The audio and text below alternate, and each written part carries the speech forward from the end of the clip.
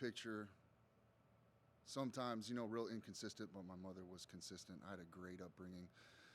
Times that I was with my father,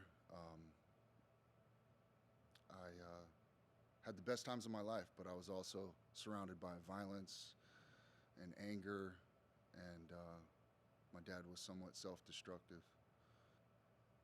Yeah, but I was mainly with my mom through school, elementary school, middle school, high school. I was with my mother, and then my dad was in the picture. He was there, but it was just inconsistent. On his time, he would be there. So sometimes I wouldn't see him for months. When I would see him, it would make up for all the times that I didn't see him. Because he was just like, when he was on, and we had a great time. But then I think he would go through some lows. Was just like how my dad was. I think I picked up a lot of what my father went through. So I lived a life of anger, a life of violence, and then that turned to self-destruction. And I wound up in a spot where I didn't like where I was at. I was living out of my car. I was abusing drugs, abusing alcohol, and I was just done. I was over it. I wanted something different, but I didn't know what that was. So I found myself at this rehab. It's funny because I was a non-believer. I grew up a non-believer. I never knew Jesus. I never knew I went to church on like an Easter and was bored out of my mind and couldn't wait to leave, But there was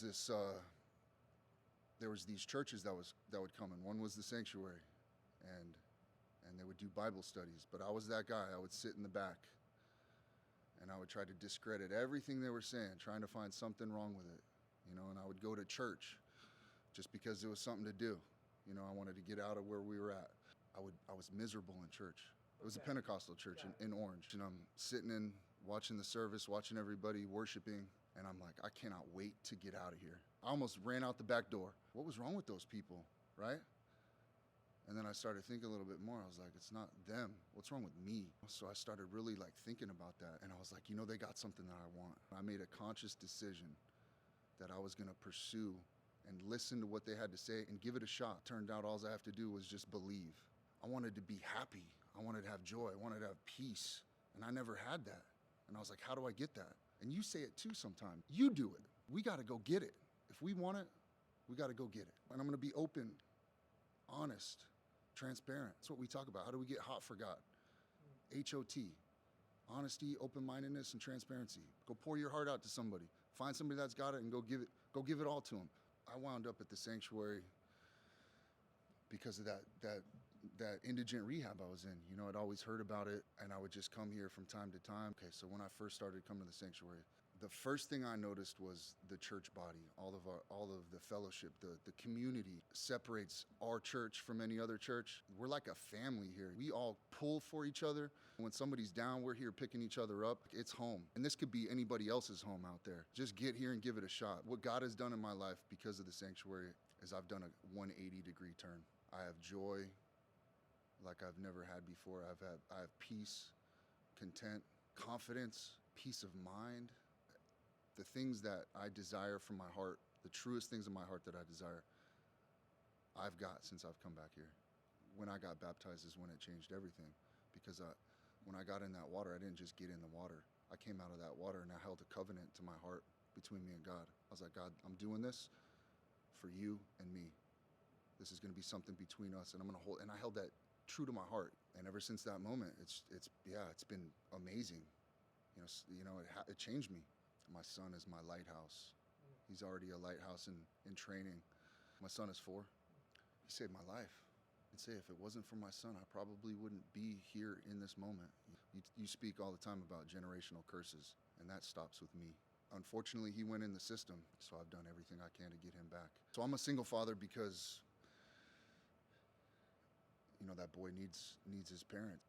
That's the right thing to do, and he needs his father. He needs his mother too. So being a single father is definitely a challenge.